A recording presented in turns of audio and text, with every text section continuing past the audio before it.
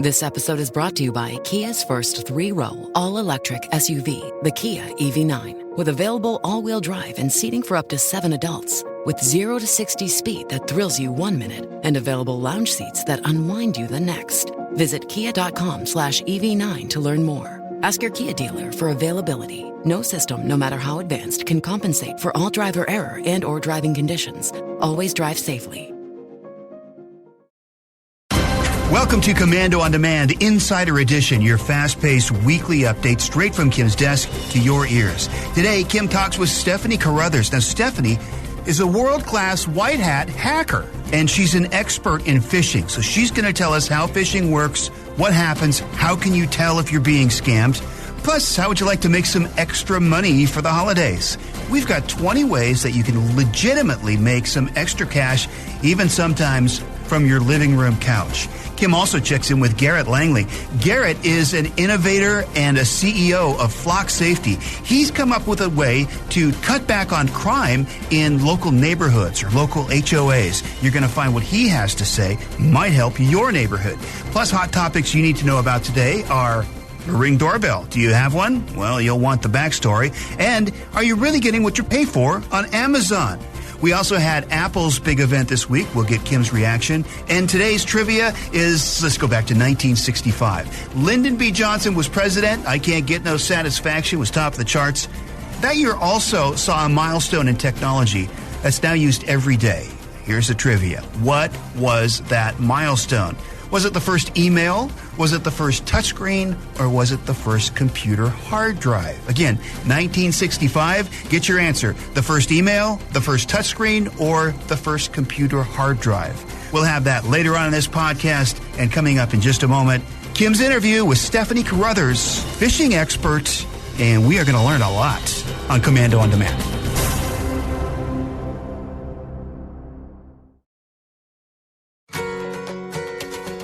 It's Commando on Demand, where we talk to some of the most influential people in technology, the innovators that shape the future, the trailblazers who challenge and inspire us to be better and do amazing things. Here's one of them. Stephanie Carruthers is a social engineering professional and knows all about spoofing, and she's a phishing expert. Luckily, she's a white hat hacker. And when I say luckily, well, listen to this. You're going to know exactly what I mean. Here's Kim. My next guest makes a living exploiting people. She hacks phones, she copies key fobs, and she exposes personal information, and she does it all without a trace. But it's not exactly what you might think. She's actually one of the good guys, or rather gals, I should say, known simply as Snow in the big cybersecurity circles. She's been labeled the best social engineer by IBM's X-Force Red, and she's showing the real world that she can hack it. It's my pleasure to welcome Stephanie Carruthers to the show. So, Stephanie, my first question in for you is, how did you choose this as a career? That's a great question. It is not by any means traditional. My background's actually in sales, so I've always enjoyed working with people, figuring out what makes them tick. So I've had a little bit of that in me. I went to the world's largest hacking conference, DEF CON, 1 year with friends. I found the Social Engineering Capture the Flag, which is an event where people are live on stage making phone calls to their targets and trying to get information from them. And I was very fascinated with it. And I went back and competed 3 years in a row, and I won on my third year. So that was really my entryway into this field. Yes. Wow, that is something else. Because, I'll tell you, DEF CON, as you well know, maybe our viewers and our listeners don't, but DEF CON is like where the brightest of the brightest, the hackers, they go there. So tell me, what'd you do recently in New York City? Yes, so I am on the IBM Securities X-Force Red team. So I work with a group of brilliant hackers, and our mission is hacking anything to secure everything. And what I mean by that is we go in to our clients and we break into their network, their buildings, their IoT devices, you name it, we'll break into it. But we do that with the goal of finding their security flaws before the bad guys do, so they can fix it. So what happened with this financial building? I heard a crazy story that you guys broke into it. Yes. So one of our recent clients was a financial building in New York City. And the goal was to get on site through all of their physical security controls to see if we could have access to sensitive data. And I was able to get through multiple controls, so turnstiles, security guards, and I made it to their exact floor, and I made a duplicate of their employee badge. So I found a badge online, made my own copy, my face, my name, and the problem was it didn't work yet. So I have a copy, but it doesn't work. And someone went into the door, they badged in, and I followed behind them. And they turned around and looked at me and said, "Oh, do you have a badge?" And I showed them my copy, and "Oh, okay, you have your own copy." And, and they let me follow in behind them. Wow, that is crazy. I mean, how simple it is to actually break into something like that by, as you said, using social engineering. And, I mean, you're a beautiful woman. You don't look like, people picture the hacker, always with the guy with the hoodie, punched over, and here you are just walking right in like it's another day for work. So I understand that you are going to try to hack into me? Yeah, so I have some examples of things that I do when I'm social engineering. And what social engineering is, it's really modern day con artistry. So that's my area of specialty. So a lot of phishing or voice phishing, which I call vishing, are the two areas where I focus a lot of my attention. So I actually have an example email of a phish that I'm going to be sending to you right now. So in this day and age, a lot of people have a lot of their lives on social media.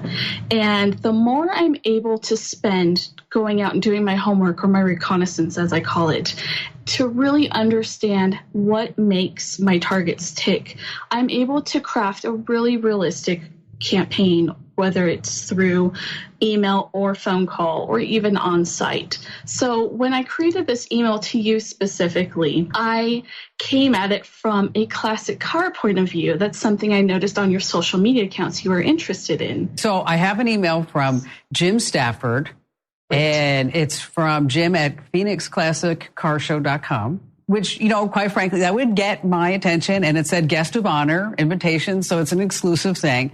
And it reads, "Hello, Kim, we'd be honored to have you as a guest of honor at our 10th annual Phoenix Classic Car Show." And everything's all spelled correctly. Looks legit. There's a PDF attached. There's a website, PhoenixClassicCarshow.com, which actually goes to you, which is interesting. And please let me know by September 16th. So there's a sense of urgency that you need to make sure that you act. This totally looks like a legitimate email. It has all the elements of something that I'm interested in, addressing me by my name. It's not mentioning a Nigerian prince, and it has a PDF attached that obviously got through the servers. Exactly. So these are a lot of the tactics that I use today as a social engineer. The more I'm able to craft something very specific to my target, the more likely I am able to succeed, as in they either click the link or open the attachment. So if this was a malicious PDF, there's a number of things I could do. So if you were to open it, download it, I, as an attacker, could have access to your computer. I would be able to see your files, your documents, your pictures, maybe watch what you're doing. Are you logging into your bank account? Even do things like turn on your webcam. Phishing is a very big way to hack an organization or an individual. Another way is through the phone, and I actually have a demonstration of that now. So do you have your cell phone handy? I do. Gosh, okay, Stephanie, I'm worried to pick it up. Okay, it says it's from my husband on his cell phone. Do you want me to answer it? Right. Sure, yep. Hello? And this is Stephanie. Stephanie, don't do that again. So this is a tactic that I use all the time when I'm doing vishing, voice phishing.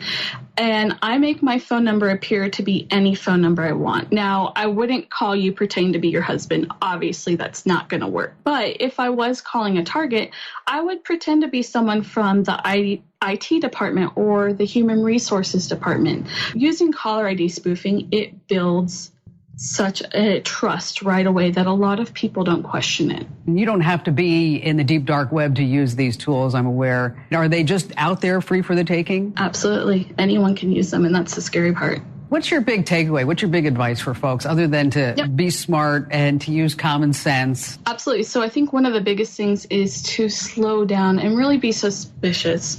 It's okay to question things, especially if we have an email that has a lot of urgency. That should be a red flag, but instead people want to act fast. So really slow down, evaluate it. Who's sending me this email? Is there a way that I can verify it some other way? Just taking the time. Something else is enabling two-factor authentication on any account possible, whether it's social media, your banking accounts, any work accounts, emails. This really adds that extra layer of security. Also using a password manager. This lets you have long, complex, unique passwords that you don't have to memorize. And then my last piece of advice is to actually lie. And it's really lying on security questions. So if you're enrolling into a new site and it asks you for your mother's maiden name or the street you grew up on, you don't have to tell the truth, because a lot of times attackers can find this information on your social media accounts or even social engineer it out of you. So if you lie, this really prevents attackers from trying to reset your passwords.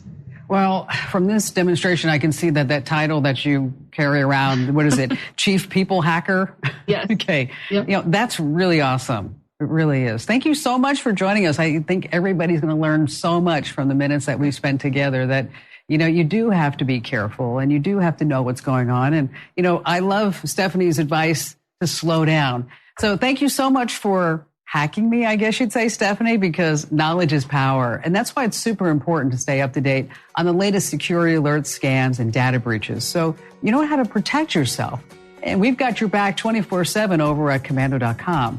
Get our free breaking news security alerts. Just sign up at the website, Komando.com/subscribe. All right, much more still to come on Komando on Demand, including how to make money from, even the comfort of your house. We've got 20 ways that you can make some extra money for the holidays. And Kim talks to Garrett Langley. He's the CEO of Flock Safety. If you're having problems in your neighborhood, people stealing stuff, porch pirates, crime, you name it, he's got a new technology solution that just may help you. And we still have our trivia to answer. What technology was born in 1965? Was it the first email, the first touchscreen, or the first computer hard drive? All coming up on Komando on Demand. As the Ring video doorbell's popularity grows, there's bad press and even worse news for everyone concerned with personal privacy. Millions thought they were buying an extra layer of security by installing a Ring doorbell. On smartphones, they see who's at the door, or later review video of who came to the door and what they did while there. But Amazon, owner of Ring, has been quietly forging partnerships with local police, 400 departments so far. In the name of solving crimes, police get access, but without your permission.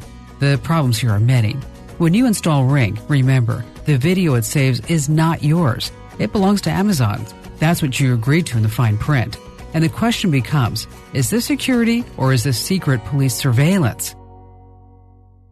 Forget the pressure to be crushing your workout on day one. Just starting is what matters. Wherever you're beginning and wherever you want to be, start moving with Peloton Bike, Bike Plus, Tread, Row, Guide, or app. With thousands of classes and over 50 Peloton instructors ready to support you from day one. Remember, doing something is everything. Get started with a Peloton Bike or Bike Plus rental at onepeloton.ca/bike/rentals. All access membership separate. Terms apply. Hey guys, it's Komando on Demand. We're just ahead of Kim's conversation with Garrett Langley, the CEO of Flock Safety, and how you can keep your neighborhood a little bit safer. Right now, 20 ways that you can make some extra money for the holidays. Well, we went back, and of course, there's scams all over the internet. If you want to look up how to make money on the internet, we've actually done the research for you and looked up 20 legitimate ways that you can make extra money for the holidays. Number one is in transcription services. You can make money by typing for people if you're a great typer. For instance, a doctor or a local hospital may not have enough staff to type up some records, and of course hospitals, it's very important there. So you can do the task for a few bucks extra. There are sites like Daily Transcriptions or through other job sites like Indeed, where you can search specifically for medical transcription positions. Also freelancing. If you're a good writer, you have a knack for grammar or spinning complex content into easy-to-understand language, well, that's in high demand, actually. You can go to places like journalism.com, Indeed, Writer Access, and others such as Freelancer. If you want to be a blogger, if you like to write and you're good at catching people's attention online with nice photos and zippy phrases, start a blog. Once you have a following, a few hundred or even a couple thousand people, you can make money with advertising. You can quickly create a blog on Google Blogger. And if you want more information on being a blogger, look no further than Kim's ebook called How to Start a Blog and Make Money Now on Kindle. Matter of fact, you can look up that title on Kindle and you'll find it. How about search engine evaluation? Here's a job you might not have heard of before. Search engine evaluation is one way companies find out how well their websites are working. They hire evaluators to give them feedback. A good place to start looking for these jobs is Evaluator Jobs in Appen. That's APPEN, formerly known as LeapForce. You can be a virtual assistant. You can make up to $30 an hour as a virtual assistant, which is essentially a secretary who works from home. You can find employers looking for full-time or part-time assistants on Zirtual.com. That's Zirtual.com. FlexJobs is one, and another one is called Upwork. Well, what about doctors and dentists and many other companies that need somebody to answer their phones? You could be an answering service.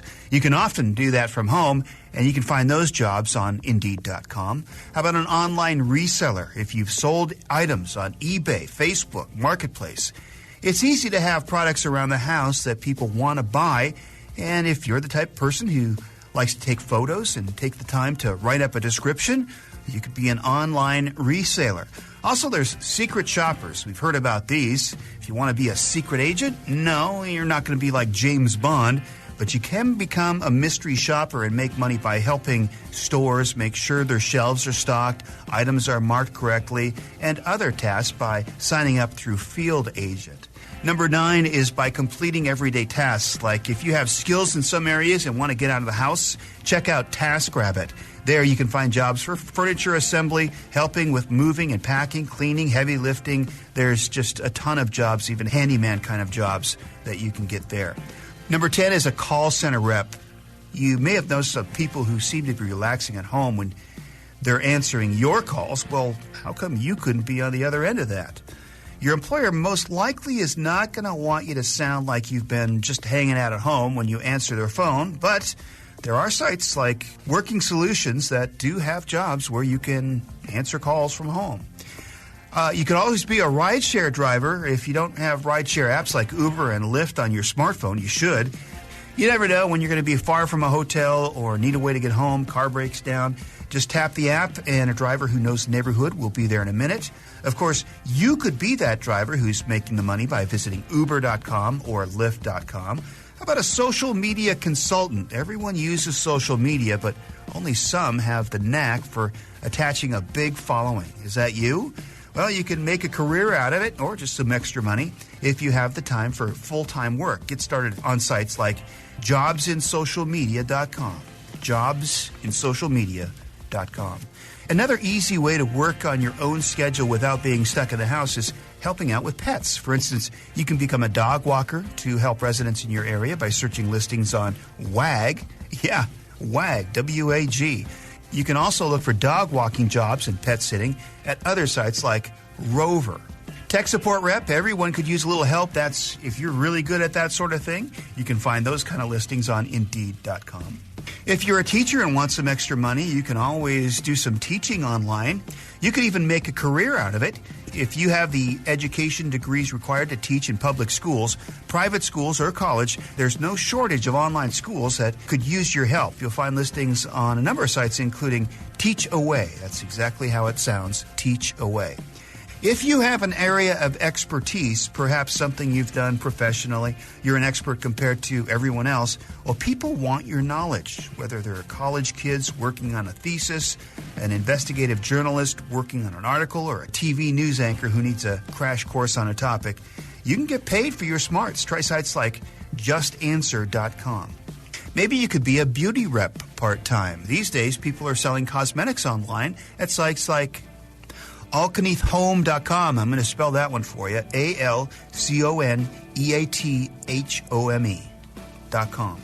Virtual bridesmaids. These days, everyone is busy. Could you imagine being a bridesmaid in addition to all the tasks you take care of every day?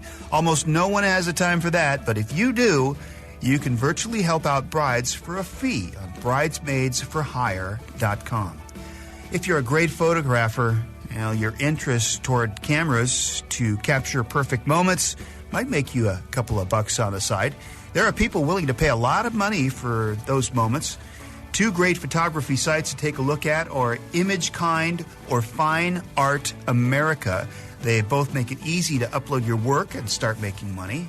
Finally, if you're over 50, there are a number of jobs for people over 50. If you'd like to know which ones are great for you, just go to commander.com. In the upper right-hand corner, there's a search, and look for the best jobs for people over 50. Over 80% of all property crimes go unsolved because of a lack of evidence. Well, cameras certainly help. Just look how popular video doorbells have gotten in recent years. But what if those crimes are happening on the streets? I mean, it's not like you can put cameras everywhere. Actually, you can.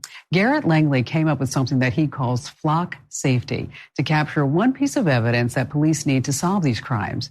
And we also have Cody Strub, who's the head of a homeowners association, and they're using flock safety in his community.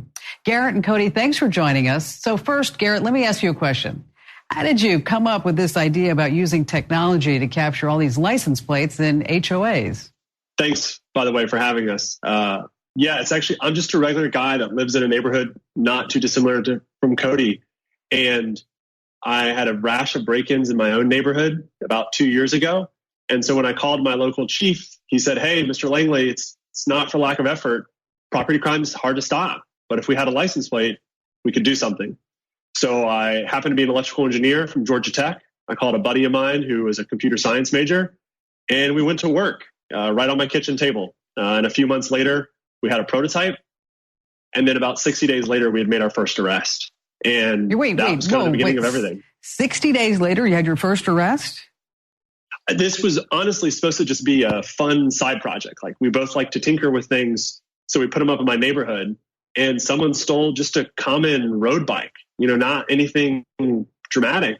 And the Atlanta Police Department did their part. They took the evidence, and within a few days, that person was apprehended. Wow, that's something. Okay, so now you called it flock safety. It's a standalone pole from what I saw with a camera on it, and it's all solar powered. Tell us more about that. Yeah, so when you break down the core technology, there were two kind of critical hypotheses that we had said. The first was, can we build this product that requires no infrastructure? So traditional projects that use outdoor cameras require power and internet. But you don't have that at the beginning of a neighborhood, right? You don't have power, you don't have the internet. So we said, can we build a camera that can run off of a solar panel and use 4G for its backhaul? That was the first part. The second part was, can we also build a product that's affordable enough for the common neighborhood? So we were fortunate to be able to take advantage of all of the innovation that's happened with our smartphones. And when you think about it, what does a smartphone have? A battery, 4G, a good camera. It's really just a flat camera at that point. What's the price point on these things? So it winds up being $2,000 a year. And so for an average neighborhood like Cody's, that's about $20, $25 a house. And then, so do the residents help subsidize those costs? Yeah. So often what will happen is a neighborhood will band together, hence the name flock safety. Our common belief is that as a community, we're stronger together. And that as a community, if we work together, we can actually eliminate nonviolent crime. Cody, how many cameras do you have set up in the area? And then who's allowed to see all that footage? Hey, Kim. So we have 3 cameras set up in the neighborhood. It's actually on all of the exits leaving our neighborhood. There's 3 people on the board, the Hillcrest Estates board, that have access to the cameras. And the only time we access the cameras is actually if there's been an incident and a police report has to be filed by one of the residents. Okay, so with the license plates, you not only get that, you get the make, model, color of the car, all this other good stuff. Now, of course, people are going to be sitting back saying, oh, well, what about my rights? I mean, what if I don't want my license plate tracked every time I go in and out of a community? We believe there is a line in the sand you can draw where you're increasing public safety without managing to erode privacy. So the first is we delete all of the footage after 30 days. So no matter what, you're talking about 30 days of footage. The second thing we do is we do provide an ability for residents to say, hey, I don't want my license plate captured, opt out. And whenever that vehicle drives by the camera, it's automatically deleted. So when you describe this to the people in your community, I mean, you're in charge of the HOA. Did you get any kind of pushback? We actually spent a lot of time talking about it with the board, trying to come up with what kind of feedback we're going to get, what kind of pushback, that kind of stuff. And to our surprise, everybody was actually way for it and 100% behind it. So if a resident in the community opts out, does that raise all types of red flags why are they doing that? There is an option for a safe list where you can type your license plate, that kind of stuff in. But we haven't really had anybody that's come to us saying they wanted to opt out or not be involved in it. So we did put it to a quick vote. No, we had no nays in the audience. So your product has really taken off. No pun intended. Flock. Yeah, it's pretty exciting.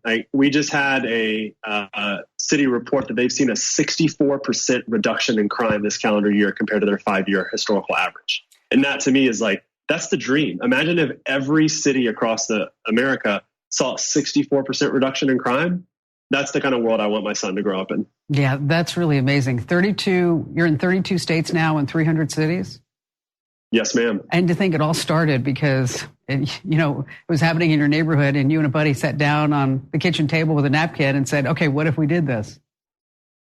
Nothing beats the reaction of my wife's face when I share with her our latest, we call it #solved. And it's kind of when a chief of police emails us a long case study of the crime they just apprehended or a criminal. And my wife always goes, wait, your camera did that? It's yeah, it's out there. It's working now. Okay, yes. She just remembers it from 2 years ago. It was on a kitchen table. Well, and that's when you say, yes, because I'm the genius that you married, right? Yes. Yeah, that's right. Yeah. She knows the real truth. Hey, thanks so much for joining us, Garrett and Cody. I really appreciate you because reducing crime is, it's truly, as Garrett said, it's a top priority all over the globe. And that's just one of the reasons why that I always put together a special DIY security tip each and every week for all the viewers here on the show. Using the Commando app, you can get breaking security news too. It's absolutely free for Android at Google Play or the App Store for your iOS device. Just search for my last name, Commando. Coming up next on Commando on Demand, Apple had their big event the other day. What are Kim's takeaways? Was there any big surprises? Was there any other devices other than the iPhone that we should be excited about? And we'll go into a little bit more depth. Plus, we're going to answer our trivia question. 1965. What was the milestone in technology? Was it the first email was sent, the first touchscreen was developed, or was it that the computer hard drive was invented? All that's coming up on Commando on Demand. More than 2 million different companies sell products on Amazon, generating $160 billion a year. Unfortunately, with these kinds of odds at stake, you can't trust a product's review anymore. When you look at something that you'd like to buy on Amazon and you see lots of 5 stars and positive reviews, this means it must be a great product, right? Not so fast. Behind the scenes, Amazon is playing a global game of whack-a-mole. Unscrupulous sellers and scammers are taking over products with great reviews and instead are selling something completely different. So before you click Add to Cart, scroll through the comments. Be sure to actually read the reviews and pay close attention to the dates of the reviews. The most recent reviews will probably be the most accurate. And make sure the product you're looking at is the product being reviewed.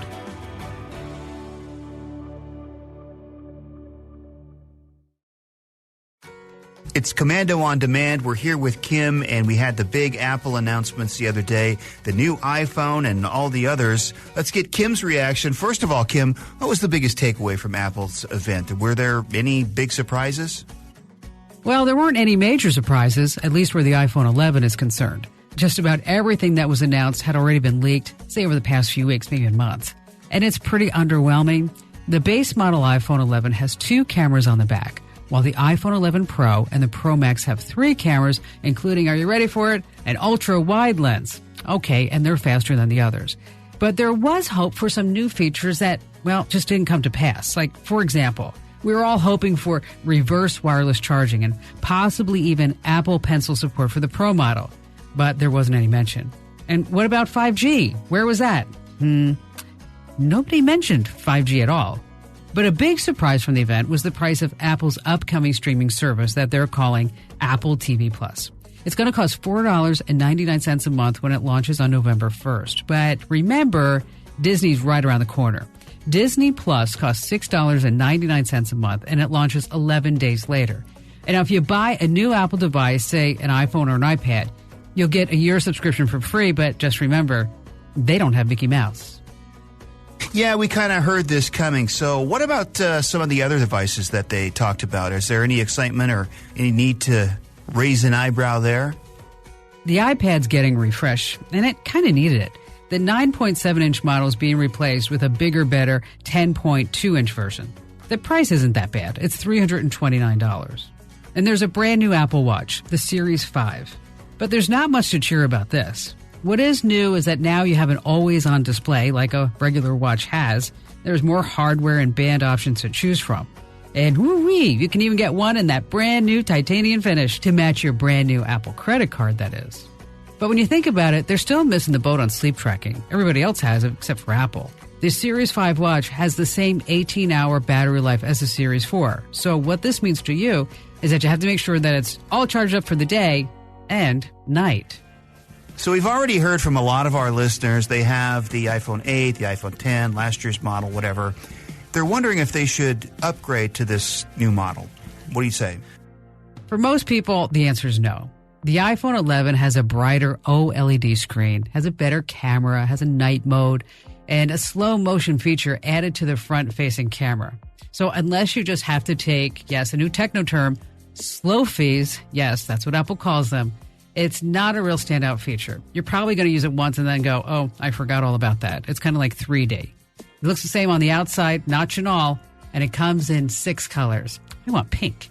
But anyway, the iPhone 11 Pro is the biggest upgrade from last year's, but that's still not saying much.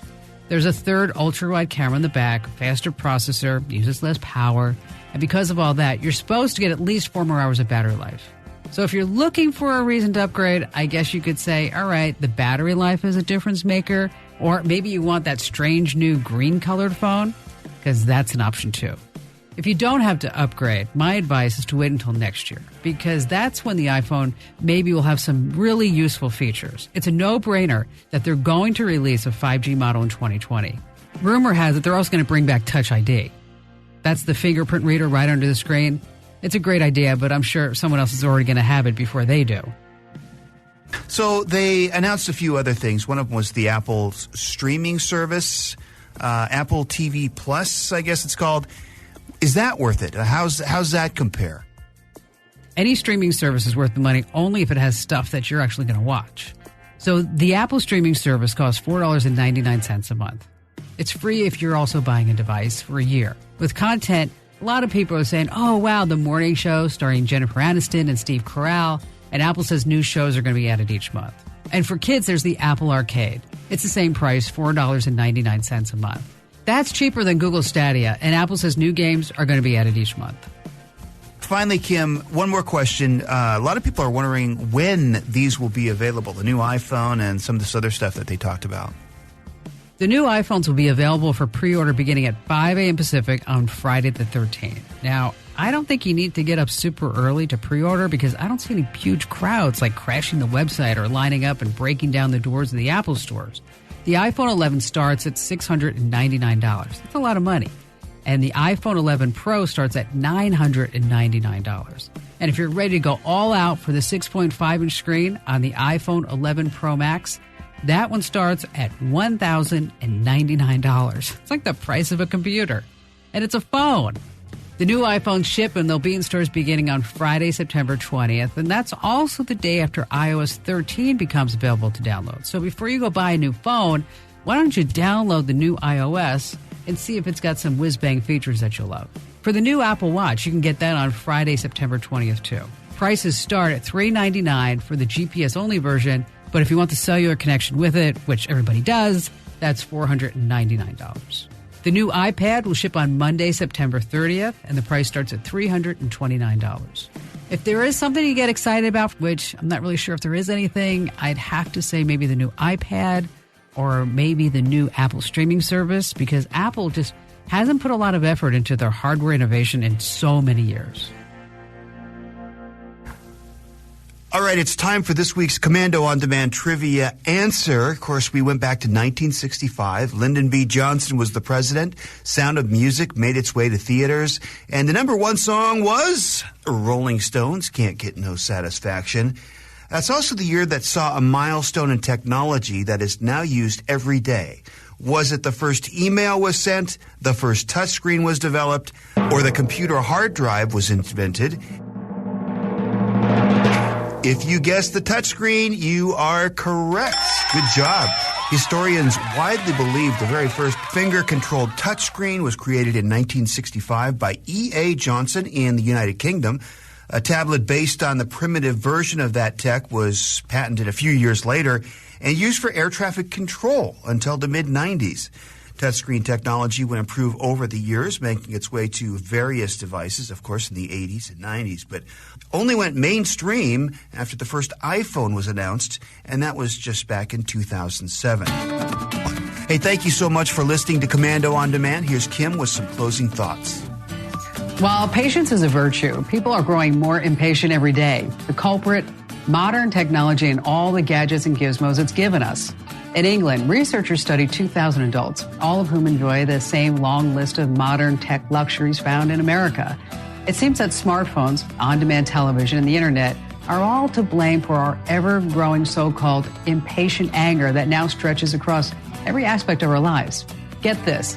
The average person now becomes frustrated and irritated after just 16 seconds waiting for a web page to load and only 25 seconds sitting in traffic. It's not uncommon for cursing to begin if a movie doesn't start streaming after 20 seconds of waiting. We expect things to happen instantaneously, sometimes even when waiting for people to answer a question. How many times have you said, "Oh, forget it, I'll just Google it"? By the way, 95% still believe, just as I said about 60 seconds ago, that patience is a virtue. So chill out, but keep your digital know-how going, of course. Find your local radio station that broadcasts my show, along with more DIY tips, videos. We have free newsletters delivered from me to your email address and ebooks on our website. That's commando.com, and I'll see you right here next week.